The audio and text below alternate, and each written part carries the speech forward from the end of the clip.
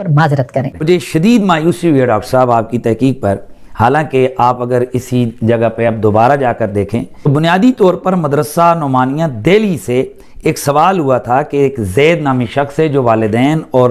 اس اساتذہ اور علماء کے ہاتھ پاؤں چومنے کو حرام کہتا ہے۔ اس کا جواب مولانا عماد الدین صاحب سنبھلی مدرس مدرسہ نعمانیہ نے دیا، اور انہوں نے کہا کہ یہ بالاتفاق درست ہے اور زید کا قول باطل ہے۔ اور آپ نے اپنی گفتگو میں کہا کہ یہ جو مفتی کفایت اللہ صاحب ہیں تو یہ بریلوی اسکول آف تھاٹ سے ان کا تعلق ہے، حالانکہ یہ دیوبندی اسکول آف تھاٹ کے آدمی ہیں، اور وہ جو فتویٰ مولانا عماد الدین صاحب سنبھلی نے مدرس ہیں جو مدرسہ نعمانیہ کے، جو انہوں نے لکھا تھا، تو انہوں نے اس کی تصدیقات جو ہے نا وہ چاہیں، اور وہ تصدیقات میں سے ایک تصدیق مفتی کفایت اللہ صاحب دیوبندی نے بھی کی، اور یہ انہوں نے اپنی عبارت یہ لکھی۔ حالانکہ ڈاکٹر صاحب آپ نے